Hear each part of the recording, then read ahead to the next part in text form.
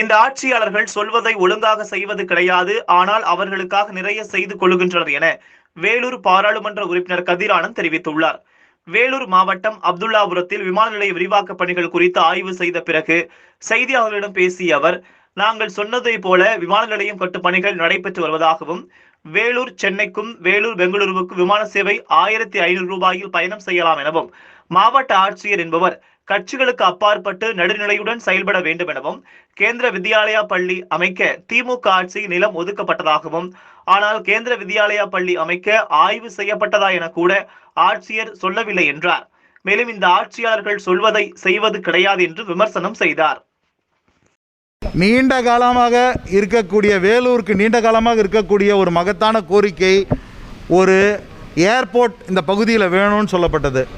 2018 ஆண்டு இந்த ஏர்போர்ட் வேலூரில் அமைய வேண்டும் என்று இந்த இடம் தேர்வு செய்யப்பட்டு இதற்கு உண்டான வேலைகள் எல்லாம் நடந்தது. ஆனால் எந்த ஒரு காரணமும் என்னவோ தெரியல, திடீர்னு இந்த பகுதியில் இருக்கக்கூடிய இந்த வேலைகள் எல்லாம் நிறுத்தப்பட்டு எந்த வேலையும் சரிவர நடைபெறவில்லை. தேர்தல் நடந்த பொழுது, நாடாளுமன்ற தேர்தல் நடந்த பொழுது நாங்கள் எங்களோட தேர்தல் வாக்குறுதியில் வாக்கு கொடுத்துருந்தோம். நீங்கள் உதயசூரியனுக்கு வாக்களித்து உதயசூரியன் வென்று என்னை நாடாளுமன்ற உறுப்பினராக தேர்ந்தெடுத்தால் கண்டிப்பாக இந்த கிடப்பில் போடப்பட்டிருக்கக்கூடிய இந்த ஏர்போர்ட் ப்ராஜெக்டை தூசி தட்டி எழுப்பி குறித்த காலத்துக்குள் முடித்து கொடுப்பேன் என்று உறுதியளித்திருந்தோம். அதன்படி நாடாளுமன்ற தேர்தலில் வெற்றி பெற்று நாடாளுமன்றம் சென்றவுடன் இதற்கு உண்டான வேலைகள் எல்லாம் ஆரம்பிக்கப்பட்டு அந்த துறை சார்ந்த மந்திரியையும் அந்த டைரக்டரேட் அதிகாரிகளையும் நேரில் சந்தித்து இதை துரிதப்படுத்த வேண்டும் என்று கோரிக்கை விடுத்திருந்தோம் திராவிட முன்னேற்ற கழகத்தின் சார்பாக. அந்த கோரிக்கைகள் ஏற்கப்பட்டு இங்கு உடனடியாக இந்த ஏவியேஷன், அதாவது இந்த பிளேன் வந்து இறங்கக்கூடிய அந்த மென்பொருட்கள், அதுக்கு உண்டான பொருட்கள் எல்லாம் கோடிக்கணக்கில் செலவு பண்ணி வாங்கப்பட்டது. இருந்தாலும் கூட இந்த ஏர்போர்ட் பணிகள் திருப்பி நடைபெறாமல் இருந்தது. கடந்த நாடாளுமன்ற கூட்டத்தில் இதற்கு உண்டான கேள்விகளையும் எழுப்பப்பட்டு அந்த அமைச்சரையும் நேரில் சந்தித்து சொன்னவுடன் உடனடியாக அதிகாரிகளுக்கு அவர் தொடர்பு கொண்டு இந்த வேலையை என்ன பண்ணுவீங்களோ தெரியாது, உடனடியாக செய்து கொடுக்கணும், நாடாளுமன்ற உறுப்பினர் வேண்டுகோள் விடுத்திருக்காருன்னு சொன்ன உடனே நேரில் வந்து பார்க்கும்பொழுது இதெல்லாம் வேகமாக வேலைகள் நடந்து கொண்டு இருக்கிறது.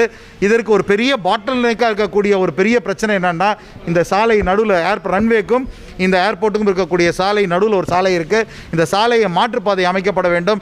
இதற்கு தீர்வு காணவே முடியாது இருந்தார்கள். இரு தரப்பையும் அழைத்து பேசி ஒரு சுமூக தீர்வு கண்டார் எங்கள் சட்டமன்ற உறுப்பினர். உடனடியாக மாற்றுப்பாதைக்கு பூமி பூஜையும் போடப்பட்டு இந்த ஏர்போர்ட் ப்ராஜெக்ட் உடனடியாக நடைபெறுவதற்கு அந்த வழிமுறைகள் எல்லாம் செய்யப்பட்டிருக்குது. இந்த ஏர்போர்ட்டை பற்றி சொல்லணும்னா, இந்த ப்ராஜெக்டை பற்றி சொல்லணும்னா, இது ஒரு 800 மீட்டர் ரன்வே, 30 அடிக்கு 800 மீட்டர் ரன்வே. இது பெரிய பெரிய பிளேன்கள்லாம் இறங்குவது வாய்ப்பில்லை. 19 சீட்டர் எனப்படக்கூடிய சின்ன பிளேன்கள் வந்து இறங்கக்கூடியது. நான் அந்த அதிகாரிகள் வாயிலாக அறிந்தது என்னவென்றால், இந்த பிளேன்கள் கிட்டத்தட்ட வந்து வேலூருக்கும் சென்னைக்கும் வேலூருக்கும் பெங்களூருக்கும் முதல் தரப்பாக இந்த பிளேன்கள் விடப்படும் என்று அறிவிச்சிருக்காங்க. அதுவும் 1000-1500 ரூபாக்குள்ளவே சென்னைக்கும் பெங்களூருக்கும் போகலான்னு சொல்லியிருக்காங்க. ஆகையால் கண்டிப்பாக இது ஒரு வேலூருக்கு ஒரு வரப்பிரசாதமாக அமையும். இதை கொண்டு வந்து சாதித்தது திராவிட முன்னேற்ற கழக தோழர்கள் என்பதில் கூறுவதில் மற்றற்ற மகிழ்ச்சி அடைகிறோம். இதுக்கு முதல் phase 1 இது. ரெண்டாவது அவங்க வந்து டிராஃபிக் ஸ்டடி பண்ணுறேன்னு சொல்லியிருக்காங்க. நான் கேட்டது வந்து இது வந்து மற்ற இல்லாமல் தமிழ்நாட்டுக்குள்ள மற்ற பகுதிகளுக்கும் அதேமாதிரி டர்போ ஏவியேஷன் அப்படின்ற ஒரு நிறுவனம் தான் இந்த முதல் பிளேனை ஆப்ரேட் பண்ணுறதுக்கு ஒத்துக்கொண்டு இருக்கிறார்கள். அவங்கக்கிட்ட பேசி மற்ற பகுதிகளுக்கும் விஜயவாடா, அதே மாதிரி திருப்பதி, அதே மாதிரி தமிழ்நாட்டுக்குள்ள மற்ற பகுதிகளுக்கும் இந்த பிளேன்கள் ஆப்ரேட் பண்ண வேண்டும் என்று கோரிக்கை விடுத்திருக்கிறோம். அதையும் நாங்கள் உங்களுக்கு தேவையான நேரத்தில் தெரிவித்துக் கொள்கிறேன். கிட்டத்தட்ட 100 ஏக்கர் பரப்பளவு இவங்க ஆக்கிரமிப்பில் வச்சுருக்காங்க.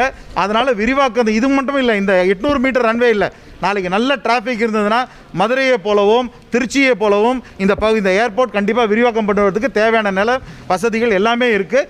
ஒரு நாடாளுமன்ற உறுப்பினராக கண்டிப்பாக விரிவாக்கம் பண்ணுறதுக்கு எனது முயற்சிகளும் உறுதுணையாக இருக்கும்.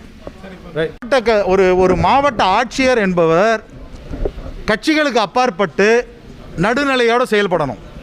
ஒரு சட்டமன்ற உறுப்பினர் செய்யக்கூடிய திட்டங்கள் என்னென்ன, ஒரு நாடாளுமன்ற உறுப்பினர் கொண்டு வந்திருக்கக்கூடிய திட்டங்கள் என்னென்னன்றதை பிரித்து பார்த்து அதுக்கு உண்டான நடவடிக்கைகள் எடுத்துருக்கணும். அவர் இந்த கேந்திரிய வித்யாலயான்றது மத்திய சர்க்கார் சம்மந்தப்பட்டது.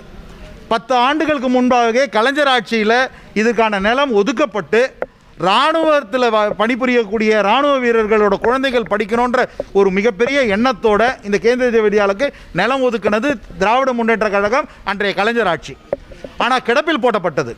அதை பற்றி எதுவுமே கண்டுக்கவே இல்லை. உடனடியாக என்ன பண்ணோம், இந்த நாடாளுமன்ற தேர்தல் முடிந்தவுடன் இந்த பகுதிக்கு கண்டிப்பாக இராணுவ வீரர்கள் பயன்படக்கூடிய வகையில் ஒரு கேந்திரிய வித்யாலயம் கொண்டு வரணும்னு நாங்கள் முயற்சி எடுத்தோம்.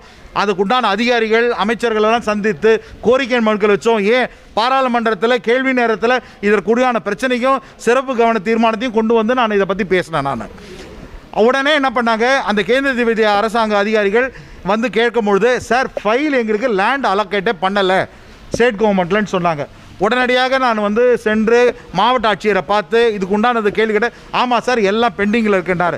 உடனடியாக நிலத்தை ஒதுக்கணும், இல்லாவிட்டால் நானே போராட்டத்தில் இறங்குவேன் அப்படின்னு சொல்லிட்டு அவருக்கு எச்சரிக்கை விடுத்தவுடன் அன்று மாலையே நிலம் ஒதுக்கப்பட்டது என்ற செய்தியை வந்து பத்திரிகை வாயிலாக அறிந்து கொண்டேன். அடுத்தது என்னன்னா, ஒரு நிலத்தை ஒதுக்கின உடனே கேந்திரிய வித்யாலயிலேருந்து இன்ஸ்பெக்ஷன் அழைக்கணும். அவங்க இன்ஸ்பெக்ஷன் வந்த உடனே அந்த நிலம் ஒதுக்கப்பட்டிருக்கக்கூடிய நிலம் கேந்திரிய வித்யாலயக்கு உகந்ததா என்பது பாயிண்ட் சிஸ்டத்தில் அவங்க மார்க் போடுவாங்க. ரோடு இருக்கா, பஸ் வசதி இருக்கா, பெரிய ரோடு இருக்கா, அகலமாக இருக்கா, எல்லாத்தையும் பார்த்து மார்க் போடுவாங்க.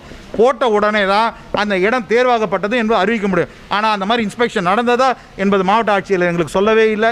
அதுக்கு முழு முயற்சி எடுத்தவன் இந்த பாராளுமன்ற உறுப்பினர். அதை பற்றி அவங்களுக்கு ஆனால் நேற்று நடந்த ஒரு நலத்திட்டங்கள் கொடுக்கக்கூடிய நிகழ்ச்சியில் இந்த மாவட்டத்தை சேர்ந்த அமைச்சர் முன்னாடி நல்ல பேர் வாங்கணுன்றதுக்காக மாவட்ட ஆட்சியர் என்ன பண்ணுறாரு, ஏதோ இந்த தமிழ்நாடு அரசாங்கம் இந்த நிலத்தை எல்லாம் கொண்டு வந்து இந்த ப்ராஜெக்ட் கேந்திரிய வித்யாலயம் கொண்டு வந்தது போல் பெரிய மகிழ்ச்சி அடைந்து கலெக்டர் முன்னாடி சொன்னார். நான் அந்த மேடையிலே எழுந்து எச்சரித்தேன் கலெக்டரை, தயவு செய்து நீங்கள் இந்த மாதிரி எல்லாம் சொல்லக்கூடாது, உள்ளதை உள்ளபடி சொல்லுங்கள், யார் கேந்திரிய வித்யாலயம் கொண்டு வந்தது என்பது அறிவிக்குங்கள்னு சொன்ன உடனே எம்பி முயற்சியால் கொண்டு வரப்பட்டதுன்னு சொன்னார். இது வந்து எங்களுக்கு பெருமைக்காக சொல்கிறது விஷயம் இல்லைங்க. யார் இந்த பகுதிக்கு வேலை செஞ்சாங்கன்றதை மக்கள் அறியணுன்ற ஒரு எண்ணத்தோடு தான் இதை நான் செய்தியை சொன்னான்.